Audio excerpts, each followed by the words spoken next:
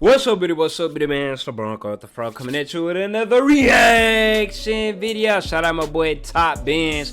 Get that man up 40K subscribers right now. We previously reacted to his entire history of the World Cup. We reacted to his entire history of the Champions League. Today, we have the entire history of the English Premier League or the Premiership. Ain't that what it used to be called, the English Premiership or something? Because, you know, it wasn't always called the Premier League. It is currently the biggest league in the world right now. I'm sure y'all not going to be mad at me for saying that, because I know the biggest leagues in the world be changing by decade. Because I know back when Messi and all those in the La Liga was the biggest in the world. In the 90s, I'm pretty sure it was the Serie A. But currently in the 2020s and late 2010s, the Premier League has been on it. They've been having the reigns, man. Hey, go subscribe to my gaming channel. Lil Bronco, I know a lot of y'all be like, you don't play FIFA no more? Why you don't play EAFC no more? I got a gaming channel. Click the link in the description. The channel is on the screen. Go subscribe to it. EAFC 25 series over there. Go subscribe to more Bronco. All non-football related content. We reacted to some real deep and interesting videos, historical videos over there. Patreon, that's all my live game reactions. Instagram, Twitter, TikTok, all down below. Hey, let's see what go there. Today, the English Premier League is home to the biggest football clubs and the best football players in the world. This is a dated ass picture. To the biggest dated as hell. Let me see what they got over here. They got Larry Lane still at Tottenham, Jack Grealish at Aston Villa. Is this Mason Mount? Bro, Mason Mount is like on the premier players for the Premier League, fool. He used to be that good. This must have been after Chelsea won the Champions League. Best football players in the that boy Roddy right there. They had Mason Mount on that bitch. Over 4 billion football fans tune in every year. Hey, I'm planning on going to Anfield. It depends on a couple of factors. But as of right now, I plan on going to Anfield when they play Bayer Leverkusen in the Champions League game in November. It's November something. I think November 5th or something like that. So I'm going to give y'all updates on whether it's going to happen or not. But it will be my first time seeing Liverpool play in person. And it will be my first time going to Anfield and going to England for the second time. Hey, or third time. Yeah, this house should be live, man. Hopefully work out every year, and it generates $6 billion in annual revenue. But it wasn't always this way. English football has been through over 100 years of struggles, heartbreaks, success stories, and iconic moments. So, how did the Premier League take over football and become the biggest sports league in the world? I love those type videos. Let me see what he said. Had become so 2007-8, yeah, like I said, Spain, but England overtook it.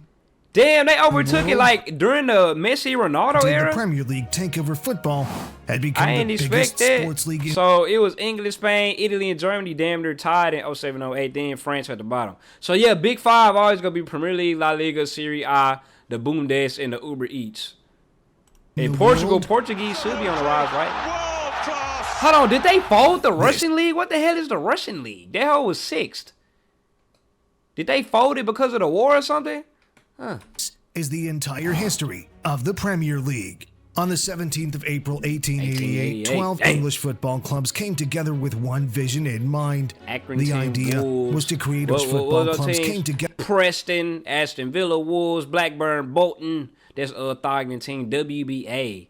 Accrington, Everton, Burnley, and Derby, and Notts, the idea and Stoke. Was to create a recognized football league where teams from across the country would fight for glory. And just like that, the English Football League was born. Hey. Preston North End won the first season going unbeaten and went on to win the second season too. Invincibles? I guess this means that in some point in history, the mighty Preston were factually the best club in England. Hey, let's see where this Preston club is current day. Preston FC. They are the 22nd in the championship. So what in the hell happened? Why are they? So they fuck around probably just got relegated this year. If they damn near last in the championship, they only won 1 game so far. So how do you go from a team who won 2 back-to-back English championships when it first dropped to now you finna get relegated out the second division? Went on, more teams joined the league, which meant the league had to create divisions. And just like that, the football pyramid started to form. The early decades in the English league saw a couple of teams rise to the top. The late 1800s were dominated by Aston Villa. The early 1900s saw Newcastle, Manchester United, and Liverpool all win their first league titles. Right. Huddersfield Town had a great run, winning 4 in a row, And just before the Second World War, what's up with the logo, had a great run. This cartoon Snoopy dog ass logo right here, man. Did it look like it got the mouth? That's not even a dog. Wow. Y'all can't tell me that don't look like a dog. Like, this is his mouth, and then this is his eyes, and then these the ears, and it's looking to the left.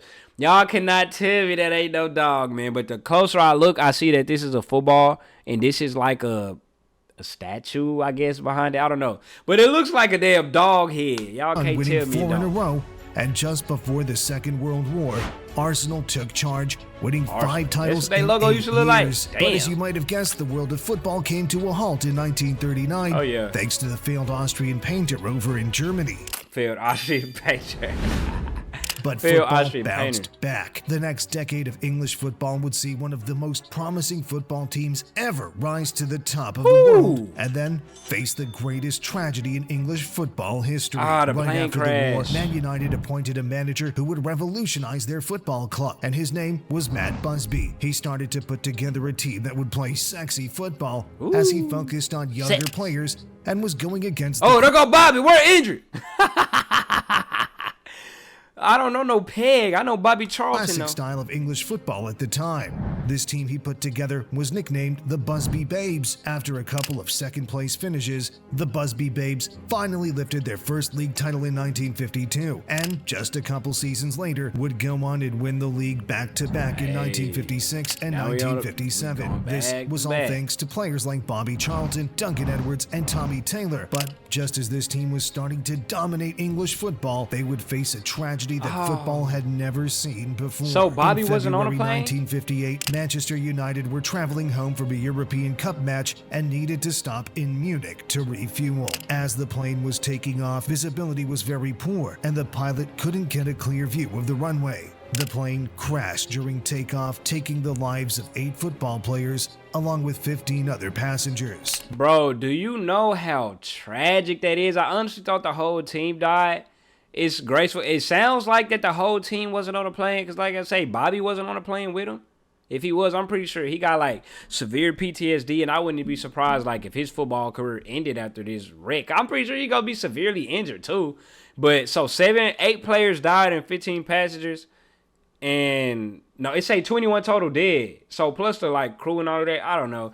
But plane crashes with sports teams, that's just a damn tragedy right there, bro. I can't even fathom what they was going through back in the day when this happened. This was heartbreaking. The best team in England was destroyed, and that was the best team. This wasn't no. I'm not saying that this death means more than this death, but I'm not saying like this ain't no like lower division club that nobody like really watches. Hey, rest in peace to any lower division club. Y'all get what I'm trying to say. But this was like the best team. Like everybody know them, and they ended up dying in a plane crash, bro. Nobody knew if Manchester United would ever make it back to the top.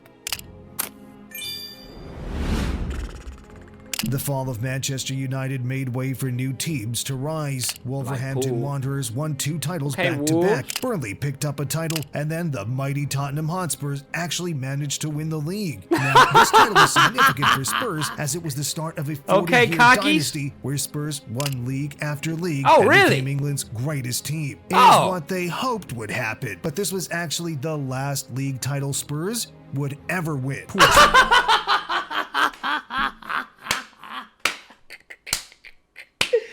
Them cock boys, man. Them boys ain't won a title since the damn 60s, bro. The Tottenham fool. Y'all curse done rubbed so much off on Harry Kane. He has plagued Germany in the Bundesliga with the no trophy bug on the most illustrious team in German history. Bayern Munich has fell plague to the Tottenham curse, in which y'all have plagued Larry Lane for life. That's crazy. Now, during this period, Liverpool were actually playing in the 2nd division, but in 1959, they appointed Bill Shankly as manager, who would be the catalyst for Liverpool's golden era. They won promotion back to the 1st division and managed to win the league in 1964. The year after that, something magical happened. Matt Busby was back. He, along with the other survivors of the Munich crash, had rebuilt Manchester United in just 6 years. So Let me look up something real quick. There go Bobby Charlton right there. Was Bobby Charlton in the plane crash? Their plane stopped in Munich to refuel after Charlton was the last survivor. So he was in the plane. Damn. And they say he only had minor injuries. Bro, I know he was struck with PTSD. This him in the hospital right there? That boy was in a plane crash for real. Let me zoom in. Dang, bro. Feels bad. I thought that maybe he didn't take the trip. But, hey, I know they be having nightmares about that shit. I ain't know he was on the plane, too. Damn, Sir Bobby. Dang.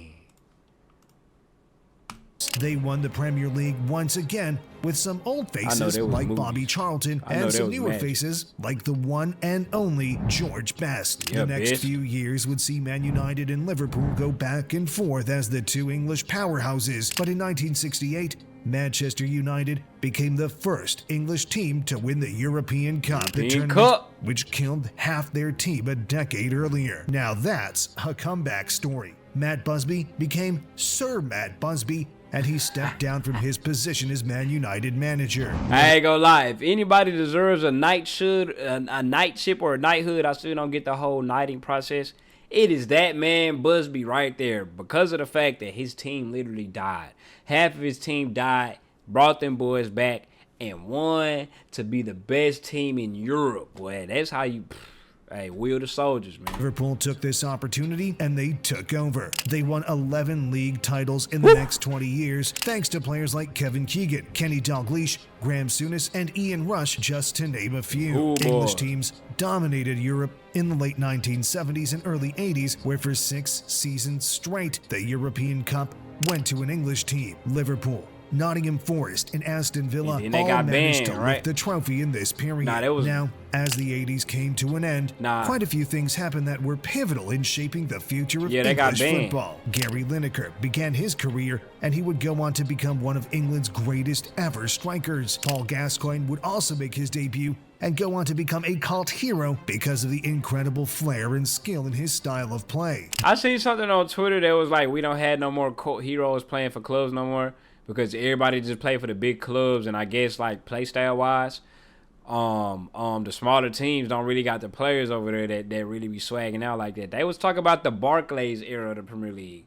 I wasn't there, but in terms of branding, like before they changed the Premier League logo to the one they got now, and it was sponsored by Barclays, they was talking about cult heroes that play for teams like Everton, dudes who play for Everton that everybody loved. Dudes play for Aston Villa that everybody loves. You know, shit like that. They was like, that don't exist in today's football, man. Then, a young manager named Alex Ferguson signed for Manchester United, who you're going to hear a lot more about soon. Oh, and last but not least, the English Football League was transformed into the English Premier League. Hey. 60s to 90s. That's a long gap. You might be asking, why did they form the Premier League? And to sum it up, money. This formation of the Premier League was spearheaded by the Big Five clubs at the time.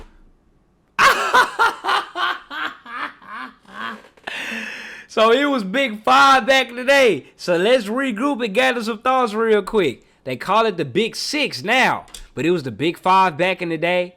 It was Pool, United, Tottenham, Arsenal. We have an imposter among us.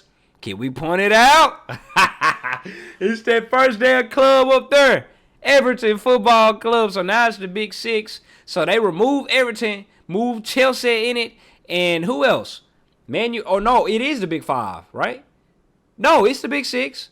United, Liverpool, Arsenal, Tottenham, Chelsea, and City. Okay, that's the 6-1.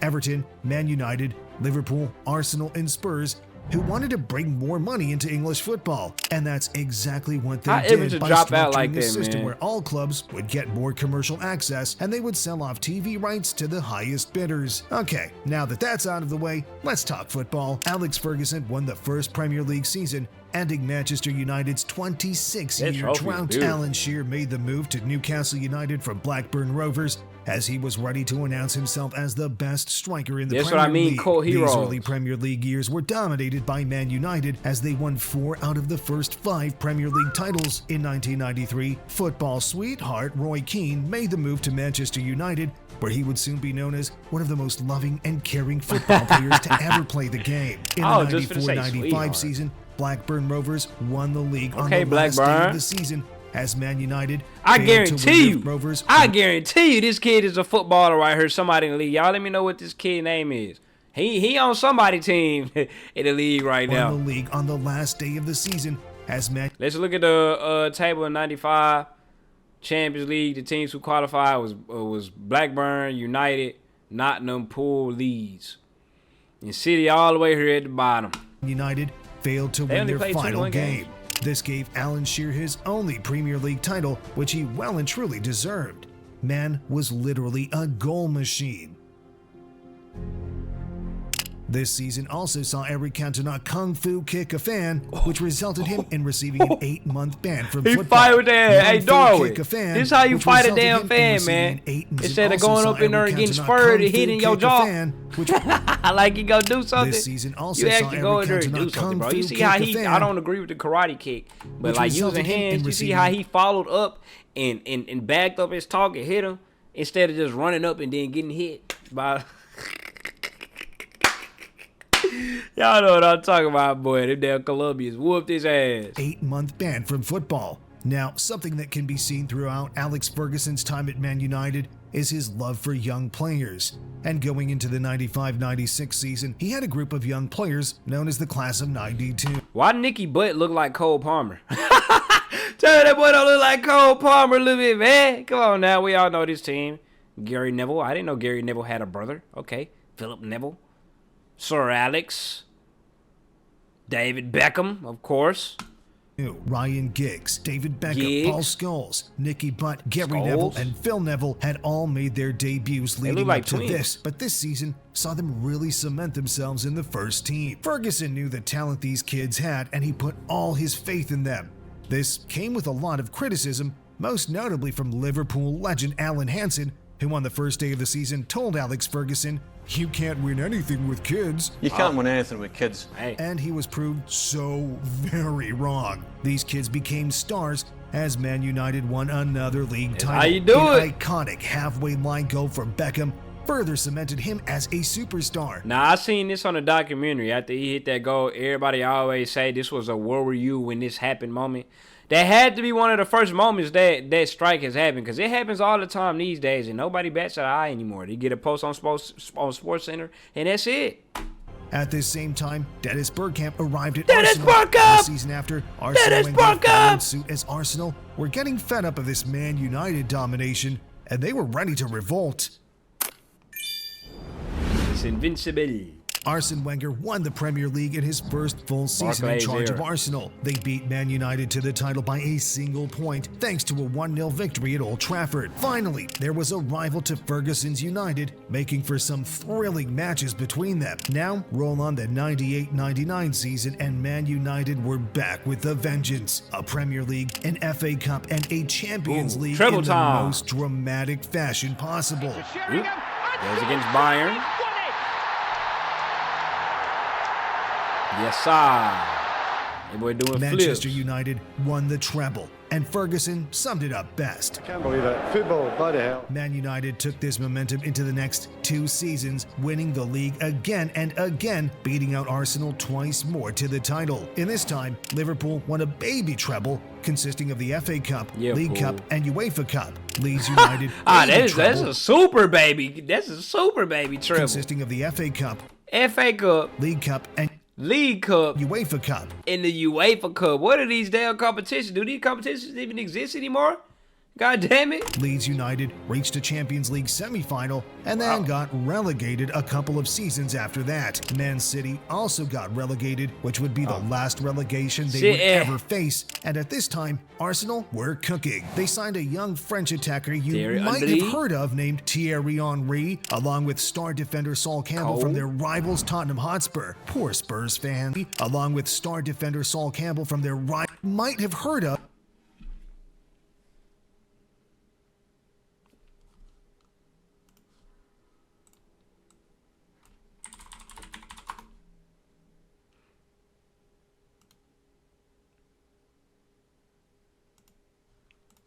Got my black people mixed up. Of named Thierry Henry, along with star defender Sol Campbell from their rivals Tottenham Hotspur. Poor Spurs fans. Henry finished as the top What is scorer this from ugly their rivals ass Tottenham logo? Hotspur. Tottenham, bro. What do y'all, bro? What do y'all be doing, bro? How do y'all even have fans? Shit. I'm pretty, man, bro. They need to kick Tottenham out of the Big Six clubs. Kick their ass out and upgrade somebody else, goddammit. Put Newcastle in there or something.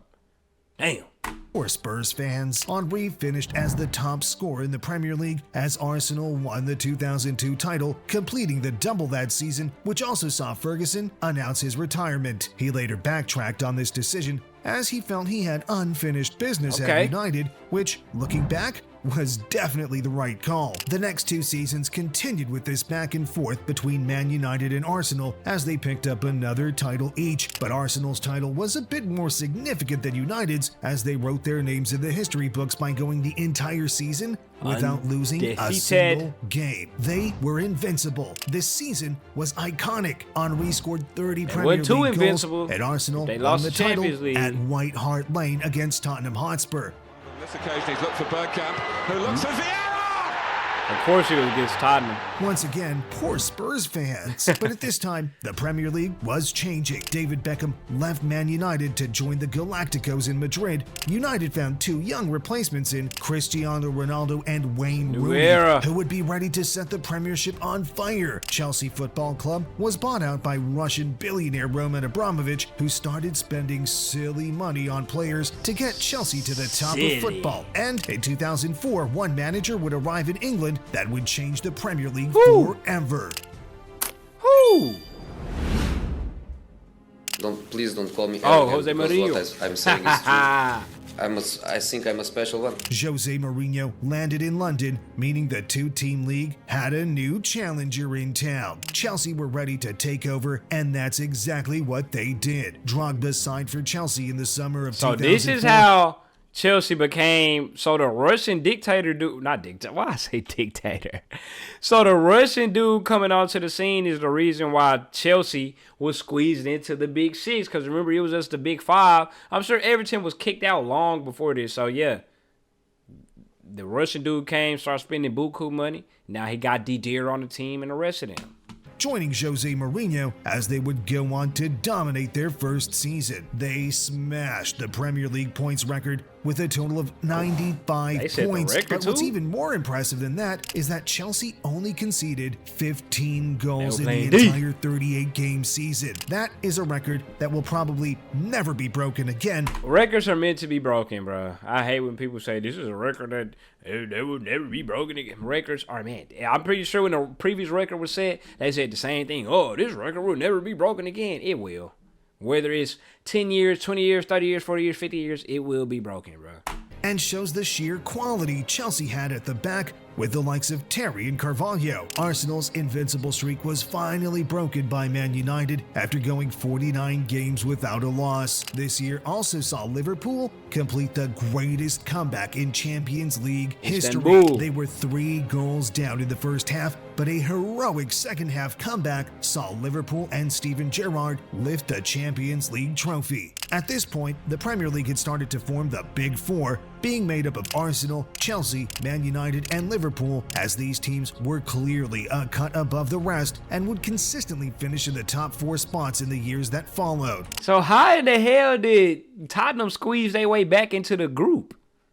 Chelsea won the league once more in the following season, and Arsenal would make the move to the Emirates Stadium with the idea that it would allow them to compete further with the biggest clubs in the world, but as I'm sure you know by now, that didn't really go to plan. Now, heading into the 06-07 season, Ferguson and Man United had gone 3 seasons straight without a title. This was his longest ever drought since the Premier League began, but he had slowly been building a super team that would go on to win 3 leagues in a row. This United team had it all. Rooney and Ronaldo up front, Vidic and Ferdinand at the back. The experience from the class of '92 was still around, with Neville, Giggs, and Scholes playing key roles in still the playing. team. They simply weren't messing Still about. kicking, Manchester boy. United also picked up the 2008 Champions League title as Ronaldo took home his first Ballon d'Or that year, proving he was the best player in the world. After this three-peat, Ronaldo left United for a world record fee to Real Madrid. Mourinho and Thierry Henry had also left Chelsea and Arsenal, which meant the Premier League had lost some real star power. The absence of Jose Mourinho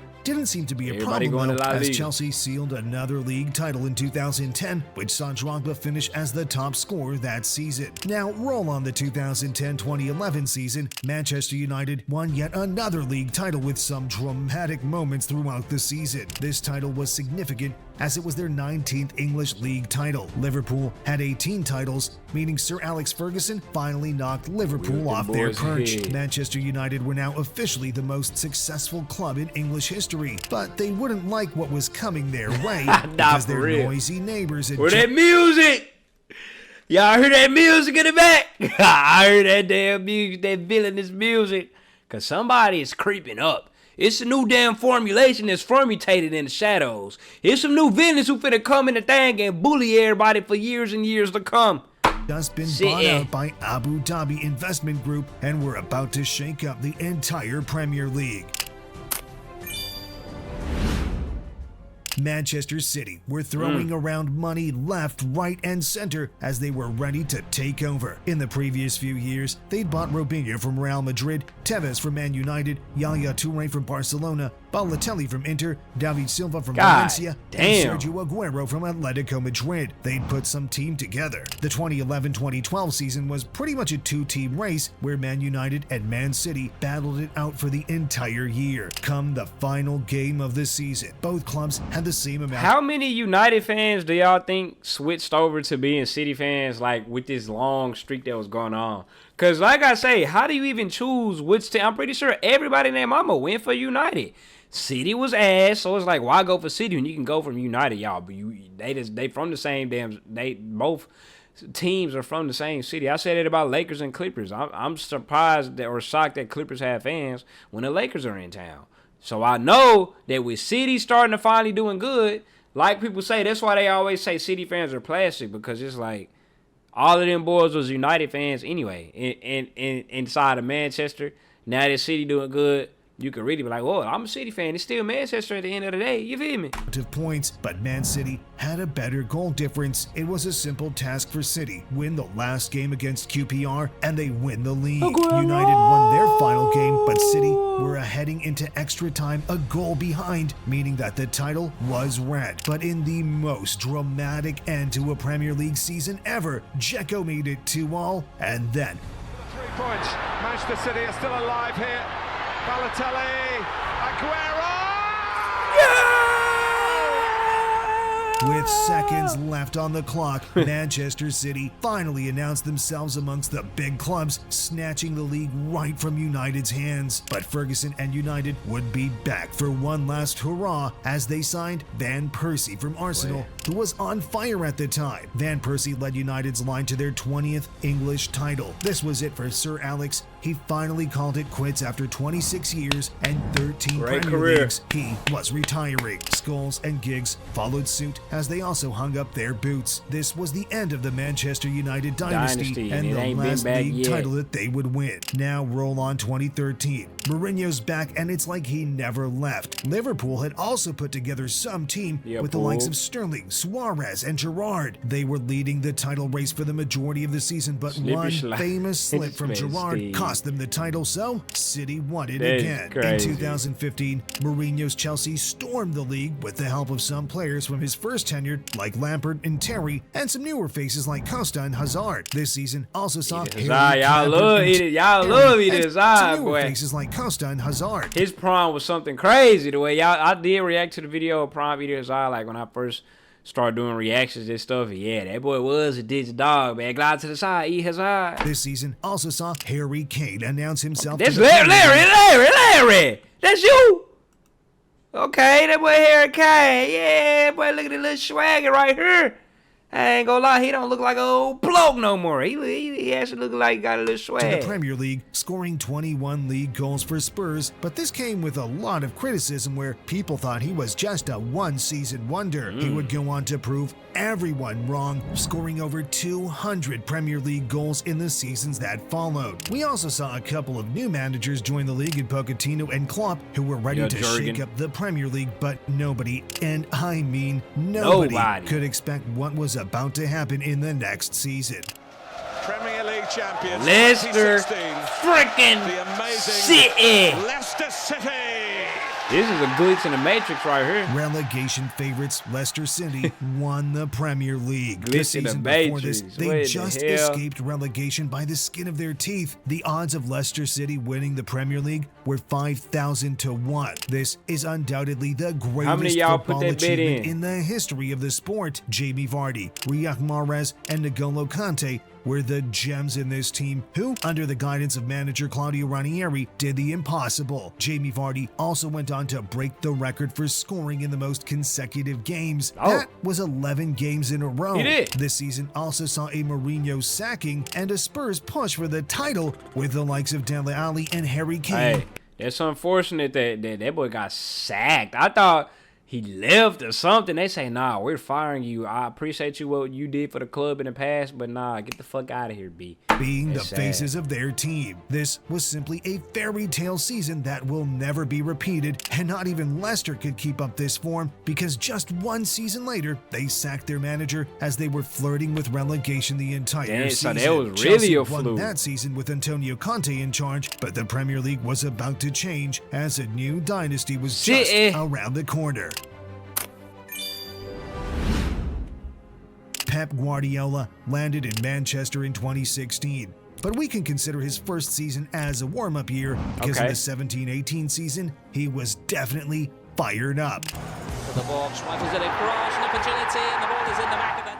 Manchester City blitzed the league, achieving a record-breaking 100 points. God. This team was simply unstoppable, with the likes of Aguero, De Bruyne, Sterling, Sané, and so many more. Mohamed Salah also arrived in the Premier League this season, scoring a record-breaking 32 goals in a single season. This year also saw Liverpool reach the Champions League final, but got their hearts broken at the hands of Real Madrid. Arsene Wenger finally called it quits after a decade of underperforming. And Mourinho was back in the Prem with Manchester United, but it seemed like his best years were behind him. There was a new rivalry coming up. Pep versus Klopp would dominate the next years of the Premier League, taking the title race to the final game of the 18-19 season. Pep edged Klopp. That's how you know them boys like two two good ass coaches. Look at how hard Pep dapped his ass up. Just acknowledging like, acknowledging that boy prowess. Y'all see that dap?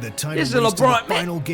That's a LeBron KD ad dap right there. Every time LeBron and KD see each other, they be, man, what's up, man? They be, boy. You feel me? My hands stinging.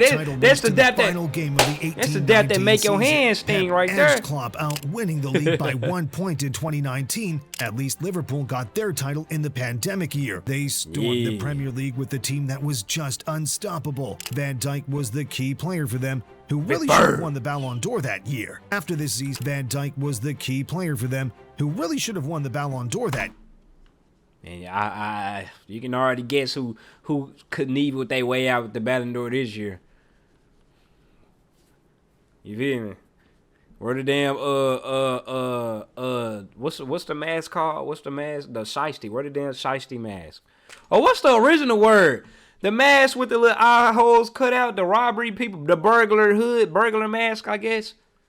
Well, I got it. After this season, City turned on the gas once again and won the next 3 titles in a row. In 2021, they had no real challengers, finishing clear above second place Man United. Roll on 2022, and Liverpool were on for the quadruple, but fell short to City yet again by 1 point in the Premier League. I just knew that quadruple was coming, bro. Yet again to Real Madrid. I just knew that quadruple was coming. Manchester City finally completed football. Thanks to the help of Erling Haaland, they won the Premier League, the FA Cup, and the Champions League, which was the final trophy Pep needed to win at City. Now, a couple of other things happened in this period. Liverpool beat Spurs in a Champions League final in 2020. Yup. Poor Spurs fans. Ronaldo returned to United for a year, scored some goals, then moved on to Saudi Arabia, and Newcastle got bought out by Saudi Arabia. So a lot of people predict him to be like City in the future, but it ain't just happened just yet. Who were looking to have the same effect on Newcastle as Abu Dhabi had on City almost 15 years ago. Now,